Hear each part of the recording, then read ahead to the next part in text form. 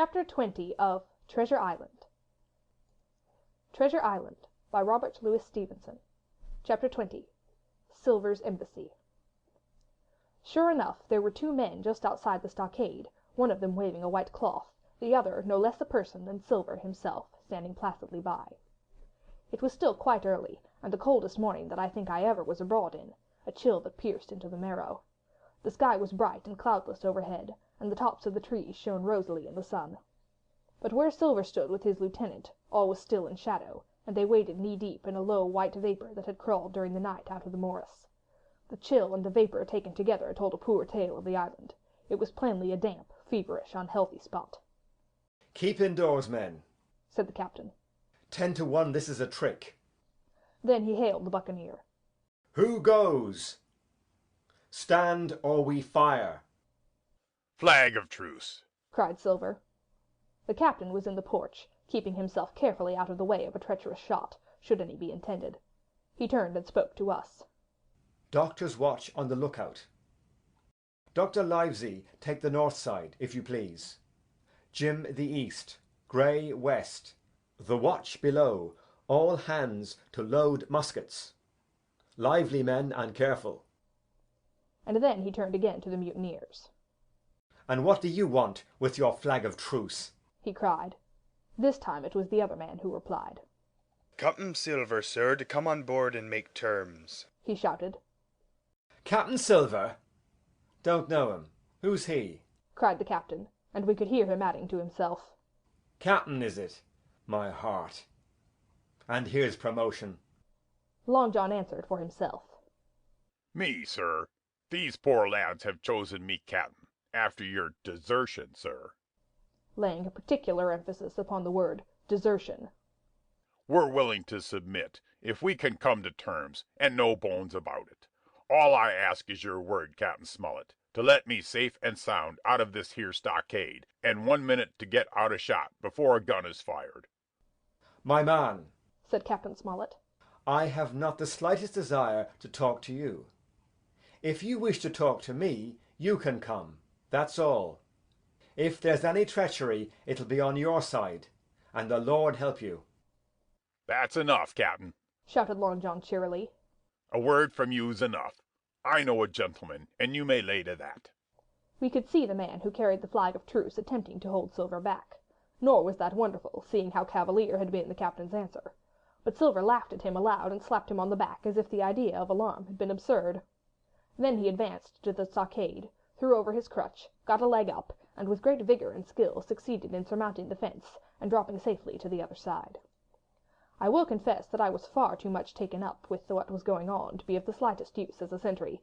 Indeed, I had already deserted my eastern loophole and crept up behind the captain, who had now seated himself on the threshold, with his elbows on his knees, his head in his hands, and his eyes fixed on the water as it bubbled out of the old iron kettle in the sand. He was whistling "Come, Lasses and Lads."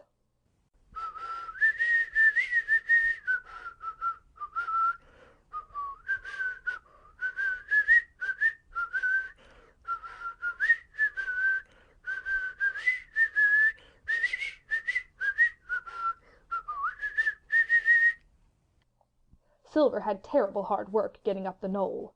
What with the steepness of the incline, the thick tree stumps, and the soft sand, he and his crutch were as helpless as a ship in stays.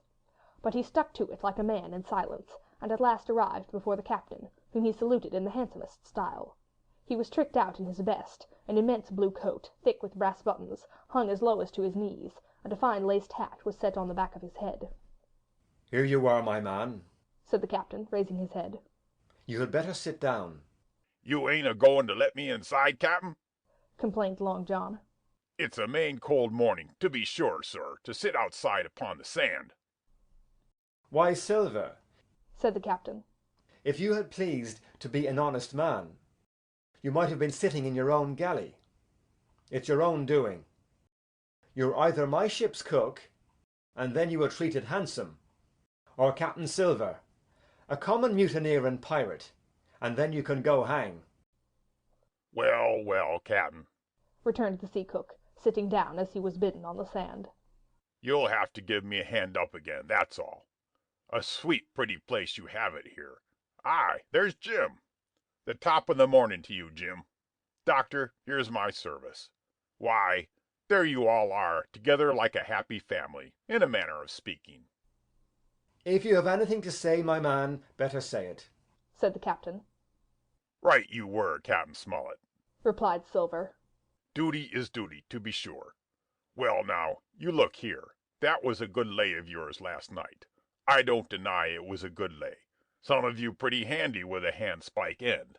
And I'll not deny neither but what some of my people was shook. Maybe all was shook. Maybe I was shook myself. Maybe that's why I'm here for terms. But you mark me, Captain, it won't do twice, by thunder. We'll have to do sentry go, and ease off a point or so on the rum. Maybe you think we were all a sheet in the wind's eye, but I tell you I was sober. I was only dog-tired, and if I'd awoke a second sooner, I'd have caught you at the act, I would. He wasn't dead when I got round to him, not he." "Well?" says Captain Smollett, as cool as can be. All that Silver said was a riddle to him, but you would never have guessed it from his tone. As for me, I began to have an inkling. Ben Gunn's last words came back to my mind. I began to suppose that he had paid the buccaneers a visit while they all lay drunk together round their fire, and I reckoned up with glee that we had only 14 enemies to deal with. "Well, here it is," said Silver. "We want that treasure, and we'll have it. That's our point. You would just as soon save your lives, I reckon, and that's yours. You have a chart, haven't you?" "That's as may be," replied the captain. "Oh, well, you have, I know that," returned Long John. "You needn't be so husky with a man. There ain't a particle of service in that, and you may lay to it. What I mean is, we want your chart. Now, I never meant you no harm myself." "That won't do with me, my man," interrupted the captain. "We know exactly what you meant to do, and we don't care, for now, you see, you can't do it." And the captain looked at him calmly and proceeded to fill a pipe. "If Abe Gray—" Silver broke out. "Avast there!" cried Mr. Smollett. "Gray told me nothing, and I asked him nothing, and what's more, I would see you and him and this whole island blown clean out of the water into blazes first. So there's my mind for you, my man, on that." This little whiff of temper seemed to cool Silver down. He had been growing nettled before, but now he pulled himself together. "Like enough," said he. "I would set no limits to what gentlemen might consider ship-shape, or might not, as the case were. And seeing as how you are about to take a pipe, Captain, I'll make so free as to do likewise." And he filled a pipe and lighted it, and the two men sat silently smoking for quite a while, now looking each other in the face, now stopping their tobacco, now leaning forward to spit. It was as good as the play to see them. "Now," resumed Silver, "here it is. You give us the chart to get the treasure by, and drop shooting poor seamen, and stoving of their heads in while asleep. You do that, and we'll offer you a choice.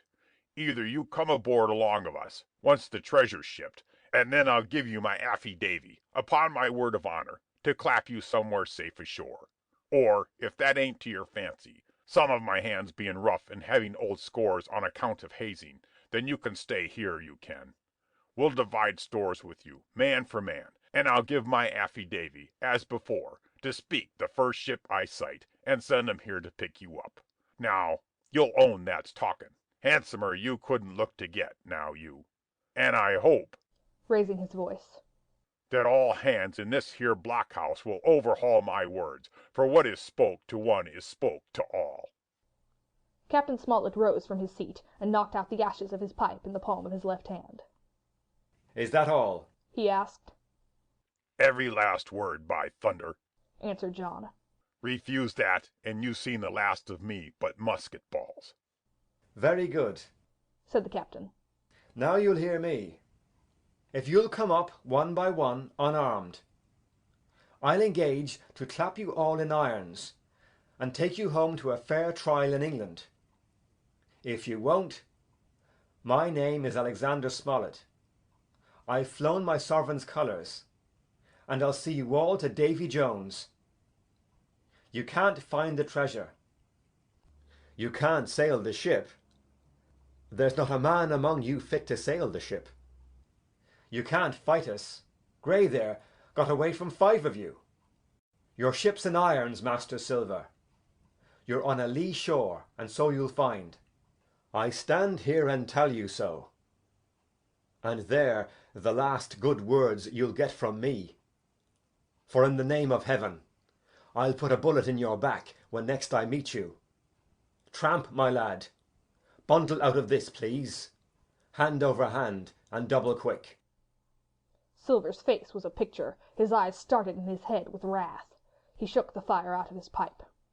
Give me a hand up, he cried. Not I, returned the captain. Who'll give me a hand up? He roared.